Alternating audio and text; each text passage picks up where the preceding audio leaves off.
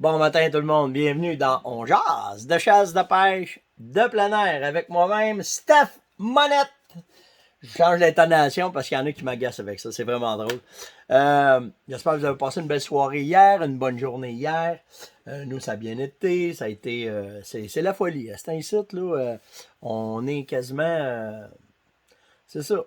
Fini de travailler hier, t'as peut-être 7 heures. On n'a pas eu le temps d'aller faire grand chose dans le bois. Il neigeait. Hey, mettons, on s'est levé, il y avait 20, mettons 15 centimètres de tombée. Je sais que au Saguenay, ça lâche pas non plus. On s'en va là en fin de semaine. On monte en fin de semaine, on monte au Saguenay. On s'en va faire une petite shot de motoneige dans Mont-Valin. On s'en va avec des chums. On va aller voir ça, les fameux Mont-Valin. Puis, je vais vous dire de quoi, OK?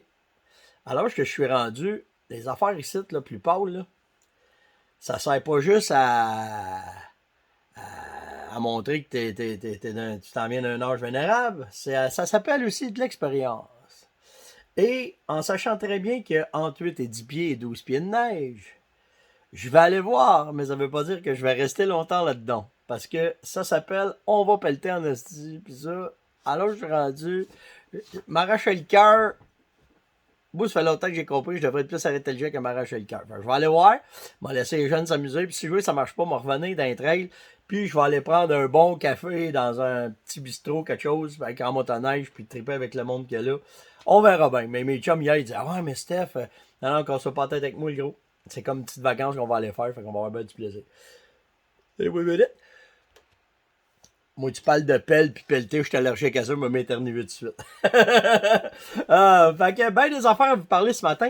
Mais avant tout, je veux vous parler, tu sais, dans l'Utah, on avait déjà parlé dans Onjas que l'État de l'Utah avait légiféré contre les caméras de surveillance pour la chasse. Puis, ce que ça l'a fait, c'est à cause des techniques de chasse qui se font là-bas, c'est pour ça qu'ils ont arrêté ça. Et là, ils sont après passer une nouvelle loi. La nouvelle loi qu'ils sont après passer, elle est présentement en étude, c'est qu'il va être interdit d'avoir des guides ou des spotters pour suivre un gibier. Puis là, il faut que vous compreniez pourquoi que c'est de même.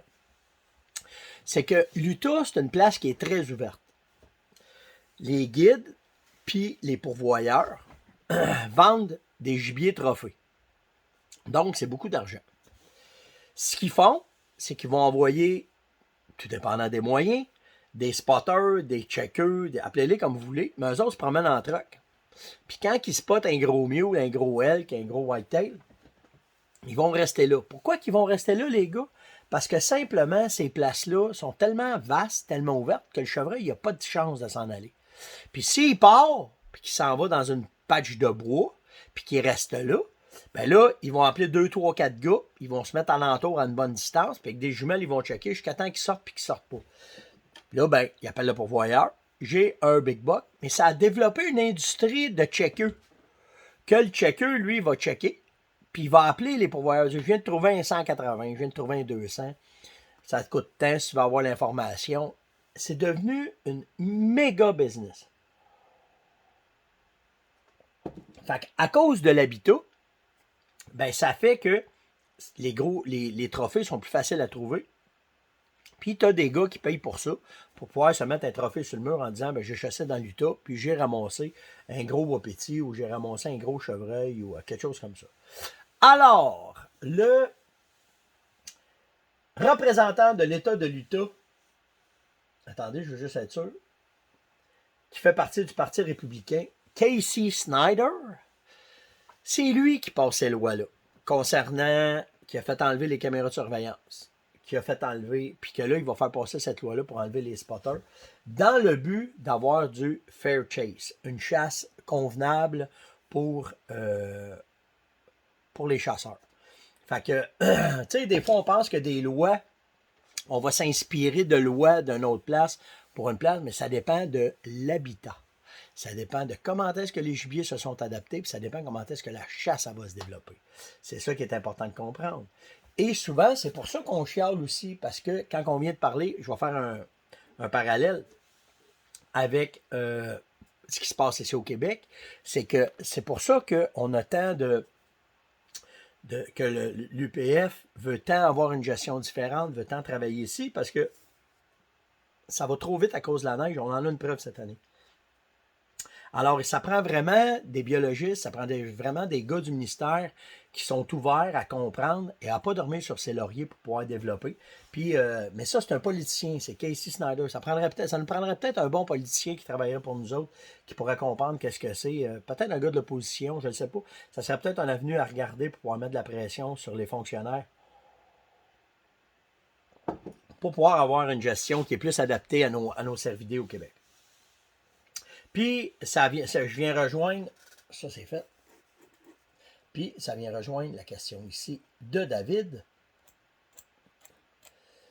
David me dit, en parlant de la gestion, en parlant du RTLB, il dit pourquoi on ne ferait pas à la place une promotion pour éduquer les chasseurs, que tout le monde applique le RTLB sans avoir une loi du gouvernement. De cette façon-là, ben, on pourrait pas attendre après le gouvernement puis augmenter la qualité de la chasse au Québec. Tu as entièrement raison, David. Mais le problème, et c'est là qui est majeur le problème, c'est qu'au Québec, les crinqués, ceux qui sont avides, qui connaissent la gestion, qui écoutent Monette, j'en ai déjà parlé de ça, c'est à peine 30% des chasseurs. Puis dans ces 30%-là, tu en as 10% qui suivent toute l'actualité, qui suivent tout. Ça veut dire que tu as à peu près 3000 personnes qui suivent ça sur 175 000 chasseurs de chevreuil, par exemple. C'est pas assez pour faire une différence, pour être capable de mettre en place un projet qui va fonctionner. On a probablement ça au Québec, 3000 personnes qui appliquent le RTLB présentement. Mais ça prend une meilleure gestion. Puis c'est prouvé qu'à partir de quand que tu mets une loi en place, ben ça change tout de suite. C'est plus radical, c'est plus rapide. Puis la raison pourquoi on demande ce changement-là, c'est que là, on arrive au bout du lastique. Si l'élastique pète, on va s'en retourner comme des années 70, puis c'est ça qu'on veut pas. Alors, pour cette raison-là, c'est pour ça que, oui, on va faire la promotion de ça. Je suis le premier à le faire. Chez nous, ça fait 2 ans qu'on n'a pas tué. Là. Puis la raison, c'est à cause de ça. C'est parce que les petits bucks, on les laisse passer. Puis, mais, en entour de moi, mes voisins, ils se crissent de ça. Puis eux autres, j'ai dit un mauvais mot, je m'excuse. Mais mes voisins, ils respectent pas ça. Puis en respectant pas ça, ben quand même, tu sais, cette année, on avait 7 spikes, on avait 2 matures. Il y a un des matures qui était tué pas loin. Bravo, un monsieur de 71 ans, un méga buck. Bravo, bravo, bravo. Mais les 7 spikes qui ont tombé. Je le sais qu'en entour, avoir parlé avec mes voisins, ils ont tout clenché. Il n'en reste pas un. Fait que tu sais, comment est-ce que tu vas essayer d'augmenter si tu ne fais pas une saine gestion? Puis c'est pour ça qu'on va demander, qu'on essaye de demander une réglementation plus approfondie. Steph, un Red Hot, tu utiliserais lequel? C'est Ghislain qui me demande ça. Je l'ai-tu ici? Ouais, on est un ici. Saco fait un excellent Red Hot. Pas Saco, voyons. Vortex fait un excellent Red Hot. OK? C'est le Spark. Puis la beauté du Spark, c'est qu'il est comme ça. OK, tu le vois là. Il est solaire, donc tu n'as pas de batterie à utiliser avec. Fait que ça, j'aime ça beaucoup. Tu as 2 différences. Tu en as des hologrammes, puis tu en as comme celui-là, que c'est un point dans la vitre et non hologramme. J'aime mieux celui-là. OK, j'aime mieux ce genre-là. Est-ce que c'est bon? Est-ce que c'est efficace? Est-ce que... C'est une question de goût. OK? Moi, pour le dindon, j'aime mieux les mires. C'est ce que j'aime le plus. C'est ce que je trouve qui est le plus efficace. Mais celui-là, le Spark, le petit point rouge, c'est vraiment nice. C'est vraiment efficace. Puis tu as une intensité dedans.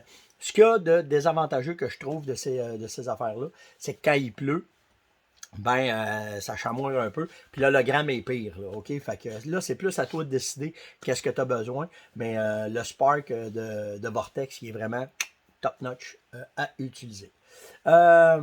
Jonathan me demande, le meilleur temps pour prospecter, c'est quand? À partir de quand je peux rentrer dans le bois, puis que je vais avoir, puis que je vais pouvoir commencer à travailler mes spots? Tu as 2 semaines normalement, OK, au printemps, qui sont vraiment hautes. Pourquoi je te dis ça? C'est entre quand que la neige a fond, puis que les feuilles sortent, c'est comme si l'automne aurait freezé avec la neige. Fait que ça te permet d'être capable d'aller voir exactement comment est-ce que la nature avait arrêté avant que les feuilles sortent, avant que ça se magane, avant que 1000 affaires qui peuvent s'arriver. Fait que, à partir de quand que la neige, il reste quasiment plus de neige, OK? T'as 2 semaines, là, que ça prend de la chaleur pour chauffer le sol, puis que la sève, les bourgeons, puis tout se place, puis tout ça. Fait que dans ces 2 semaines-là, c'est le meilleur pour pouvoir prospecter au printemps. Après ça, ben, tu peux prospecter n'importe quand, mais les signes sont plus durs à découvrir. Ça faut que tu sois plus aguerri, il faut que tu connaisses un peu plus ce que tu veux. Puis les trails, la même affaire, toute la kit. Puis naturellement, ben, à toutes les fois que tu vas être à l'automne, ben, pour prospecter, c'est un temps, t'es dedans, là, tu sais. Fait que c'est là aussi que tu en profites pour prendre des notes et voir comment est-ce que tu fais. Mais au printemps, tu as 2 semaines là, qui est là, entre quand que la neige part puis que les feuilles sortent, que tu vas avoir de quoi de vraiment, vraiment efficace. Raymond me demande une excellente munition pour sa 3006 Tikka T3 X Light. 180 grains, il dit qu'est-ce que t'en penses? Oui, puis dans les marques, parce que dans sa question, il me demande donne-moi une marque que je veux pas avoir à niaiser, puis écoute bien, je vais te dire ça de même. Tu prends qu'est-ce qu'il y a? C'est pas plus compliqué que ça. Là. Je sais présentement que Sako a des conteneurs qui arrivent de munitions, donc ça va rentrer dans les boutiques. Canadian Tire ont reçu, certains emplois des Canadian Tire ont reçu la commande de l'année passée qui sont arrivés. Fait que c'est une autre affaire. Fait que, tu sais, 3006, tu devrais pas avoir ben de misère. Le poids de ton boulet, entre 165 et 180. Moi, j'aime mieux les boulets pesants. Ça, c'est une question de goût et une question de précision aussi, parce que moi, mes 300, Calypter me répond bien avec un boulet, on va dire ça de même, plus pesant. Fait que, tu sais, moi, mes 300, WSM à 300 Win Mag, 308, tout le kit, je joue souvent avec du 180 grains, rarement en bas de ça, mais je vois que ce que j'ai disponible aussi, il y a ça. Fait que, tu sais, tu ne manqueras pas ton coup avec la Sako, tu ne manqueras pas ton coup avec la Fédérale. Pas la boîte bleue, par exemple, OK? Essaye de t'en aller. Puis c'est surtout le boulet qui va être important, qui va faire la job, puis qui va t'amener à avoir un résultat intéressant. Fait que c'est à peu près comme ça que je peux te dire d'y aller, mais vraiment avec ce qui est disponible, parce que les approvisionnements sont de la... Vous n'avez même pas idée, là. Si je vous parle des fameux blocs de sel, là, on n'en a pas. On n'est plus capable d'en avoir. Il manque ce qui fait tenir le bloc, puis on n'est pas capable d'en avoir. Fait que quand vous trouvez de quoi, quand vous décidez, tu sais, je vous le dirai jamais assez, mais tu sais, tu trouves un arc, tu trouves des flèches, tu trouves des points. Tu sais, moi, les points, là, je les ai déjà commandés pour ma chasse au printemps, puis l'année prochaine. Pas l'année prochaine, mais l'automne prochain. J'ai déjà mes munitions, c'est déjà réglé. Là, j'attends des vêtements. Je me suis commandé des vêtements. J'attends pas. OK? S'il y a des affaires vraiment importantes, les tentes, les chaises, j'attends aussi que ça va rentrer pour pouvoir les acheter tout de suite. J'ai déjà fait des demandes au magasin. Je vous le dis, prenez-vous d'avance, parce que ce soit des munitions, n'importe quoi d'autre, c'est pas facile. Fait que quand tu rentres dans une boutique, t'attends pas, tu l'as, tu le prends d'attitude. Dans votre honneur, c'est la même affaire. Hein? Moi et Yann, on avait. Yann, il avait brisé son pare-brise. Puis quand on est arrivé, il en restait un. On l'a pris tout de suite. On l'a pas dit, moi, il pense. Non, on le prend tout de suite. La même affaire avec. Qu'est-ce qu'on a acheté d'autre? On s'est acheté des valises de transport. Je suis arrivé, il n'y en avait pas là, il n'y en avait pas là, il n'y en avait pas là ce qu'on voulait. On a trouvé une place, on l'a acheté tout de suite. T'sais, attendez pas. Je vous le dis, attendez pas. C'est pas facile de s'approvisionner. Fait que j'espère que ça répond à ta question, Raymond, pour tes munitions. Ah oui, ok, c'est une bonne question, ça. Seb me demande, pour une bonne gestion, il dit, vu tout ce qu'on dit avec la RTLB, ça prendrait quoi comme territoire, la grandeur du territoire pour avoir une bonne gestion, pour être capable de faire le quoi qui va faire un changement? Malheureusement, ça prend un grand parce que tu me demandes 100 acres, 200 acres ou 35 acres. À petite échelle, je vais dire, si tu commences déjà à respecter les mâles, puis tu fais attention, puis que tu n'as pas trop de voisins alentour, puis que ça va faire déjà un changement. Mais n'oublie pas une affaire, un chevreuil, un orignal, un ours, eux autres, ils n'ont pas de terrain. Hein? Fait que, tu sais, on le sait qu'en moyenne, les chevreuils au Québec vont vivre entre 500 et 700 acres. Ça va devenir dans l'été leur domaine de vie. Mais après ça, quand l'automne arrive, les bugs vont voyager beaucoup plus que ça. Fait que, tu sais, c'est plus comment est-ce que tu vas rendre ton territoire attrayant pour les garder là. Ton aménagement, tes accès, ta prédation, ta pression de chasse qui va faire une différence, que ton territoire va être aimé de certains cervidés. C'est plus ça qui va faire la différence. Mais pense pas qu'avec 200 acres, tu vas être capable de changer un troupeau de chevreuil au complet. Ils ont beaucoup plus grand que ça pour vivre. Moi, je pense plus, je crois plus aux aménagements, à comment tu vas rendre ton territoire intéressant, qui va amener plusieurs chevreuils alentour. OK? Tu sais, moi, te faire ça vite, là. si un chevreuil vit dans 700 acres en moyenne, que tu as un troupeau dans 700 acres-là, tu as 700 acres-là, tu as 700 acres-là, tu as 700 acres-là, tu as 700 acres-là qui se touchent, puis toi, tu as un petit 35 acres, mais que tu rends bien intéressant, ben, tu vas avoir plein de chevreuils de partout qui vont venir dedans. Fait que, c'est ça qui est vraiment intéressant, mais c'est surtout une question d'aménagement, de prédation, de pression de chasse, de tranquillité, de comment est-ce que le terrain est intéressant pour eux autres, que l'habitat va être intéressant, que tu vas être capable de faire un changement dans ton troupeau. J'ai-tu le temps? Oui, j'ai le temps. Ça déboule le matin, c'est cool. J'ai Steve qui me demande on recherche une pourvoirie pour aller à la pêche au doré et à la pêche au brochet. Ma petite famille, on voudrait un chalet tranquille sur un lac. Avec l'expérience que tu as, qu'est-ce que tu me conseilles? Ça me prend plus de détails que ça. Puis tu vas probablement être capable de répondre toi-même à ta question avec ce que je vais te dire là. Premièrement, c'est ton budget. OK, ton budget va déterminer un peu où est-ce que tu peux aller. Ensuite de ça, il y a la distance. OK? Parce que si tu décides, exemple, de monter à Bay James, ben ta pêche va être écœurante. Tu sais, tu peux faire une excellente pêche au doré au fleuve. Tu peux avoir un chalet 8 étoiles si tu veux. Fait que, il y a tout ça qui rentre en ligne de compte de comment est-ce que tu veux. Je comprends que si tu veux tu veux faire une petite expédition assez loin, mais ça dépend tout le temps comment est-ce que tu es équipé. As-tu un 4x4? As-tu un VUS? As-tu un auto? Il y a tout ça qui rentre en ligne de compte. Fait que, pour ça, moi, c'est dur.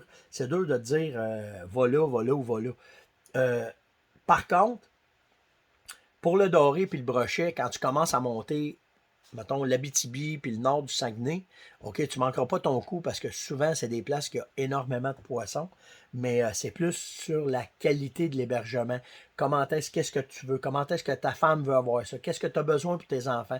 As-tu besoin d'une chaloupe pour tes enfants, une chaloupe pour ta blonde? Tu vas-tu mettre un moteur électrique? Les enfants vont-tu s'amuser tout seuls? Les ceintures de sécurité, toutes les commodités, l'accessibilité. Tu sais, il y a 1000 affaires qu'il faut que tu regardes avant. Quand tu réussis à avoir tout ça, tu sais, j'ai un budget de temps, je vais être là, ben là, je vais être capable de te diriger, mais que la première chose qu'il faut que tu regardes, c'est la place où est-ce qu'il y a une belle qualité de pêche. Donc, moi, je te dirais l'Abitibi. Tu ne manques pas ton coup avec l'Abitibi puis le nord du Saguenay. Puis après ça, du lac Saint-Jean. Puis après ça, ben, c'est tout ce que je te dis là. Fait que, tu sais, je peux t'aider, mais ça me prend plus d'affaires que ça. Fait que, tu sais, ça te donne une idée. Fait que reviens me reparler, Steve, ça va me faire. On va pouvoir développer ça ensemble. Mais tu sais, c'est pas le même accès si tu décides d'aller, mettons, dans le parc de la Vérandrie ou dans le parc des Laurentides. Pas dans le parc de la Laurentides, il n'y en a pas. Le parc de la Vérandrie avec la CEPAC, c'est exemple, ou tu décides d'aller avec un ou deux pourvoyeurs qu'il y a là. Puis après ça, tu décides, ou ben de monter au Lac-Suzy, monter chez Serge. C'est pas pareil, là. C'est pas les mêmes. C'est pas la même expédition, je vais dire. Mais la qualité de la pêche, elle est là dans les deux places. Fait que ça, c'est pas un problème. En terminant, j'ai un autre Seb. C'est la journée de Sébastien aujourd'hui. Seb me demande, Steph, quand j'ai parlé, c'est cool ça. Ça a généré beaucoup de questions. Cette chronique-là, je vous ai faite à propos des pointes de flèche. Puis je fais exprès pour vous la laisser proche, pour vous montrer là, le petit ring qu'il y a là. C'est avec ça que j'ajuste mes pointes. Mais il me demande, ça va-tu faire une différence dans mon poids de flèche? Je ne sais pas si j'y ai déjà répondu. Là. Des fois, j'ai 4-5 questions qui reviennent. Mais moi, je me casse pas la tête avec ça. OK? Moi, je reviens tout le temps à base en vous disant, moi, je suis un chasseur. Hein? Je suis pas un super technicien de toute la patente. Je suis vraiment un chasseur. Fait que, tu sais, moi, ce que je fais, c'est si j'arrive avec ça, que je place mes pointes puis que tout est fait, je vais tirer moi de même avec ça, là, dans une cible. OK? Fait que quand je vais tirer, ben si ça tire trop bas, si ça tire trop haut, à cause que l'élastique aurait pu faire un changement, normalement, il ne fera pas un gros changement, là, mais si ça fait un changement dans mes flèches, ben, je vais juste ajuster mes mires en conséquence parce que c'est ça qui est le plus important. C'est pas l'ajustement de avant qui est important. C'est ça qui va être le plus important. Fait que c'est ça que je vais travailler le plus de cette façon-là. Fait que tu sais, si le truc te plaît, puis tu vas faire ça, puis tu as trouvé les rings en conséquence, ben réajuste ton arc pour que ça tire bien, puis ça finit là. Puis c'est la même affaire pour les boulets. Là. Tu changes de boulet, mettons, pour tirer à la carabine, parce que tu as de la misère, exemple, à en trouver là, de ce qu'on disait tantôt. Ben fais juste organiser pour que les boulets que tu vas mettre dans ta nouvelle carabine va tirer une coupe de coups, va t'assurer qu'elle pine bien en même place avec ce boulet-là, puis tu vas pouvoir continuer à chasser. Fait que ça, c'est réglé. C'était le On jase de ce matin. J'espère que vous avez apprécié. Likez, partagez, invitez et surtout commentez. Et pour vous aider à commenter, la question du jour va être, avez-vous de la misère à vous approvisionner? Avez-vous de la misère à trouver des produits? Y a-t-il des affaires que vous dites, Christy, que j'ai eu de la misère à trouver ça? Puis peut-être que si vous venez me le dire, ben peut-être avec la communauté, toute la gang, quand on se parle, dire, ben je me cherchais un bloc de salmonette, puis on est trouvé à telle place, il y en avait, ou peu importe. Ben ça va peut-être nous aider à travers nous autres. Donc, répondez à la question du jour. Est-ce que vous avez de la misère à vous approvisionner? Puis, on va checker ça demain, on va pouvoir en parler demain. Faites attention à vous autres. On se voit demain. Ciao tout le monde.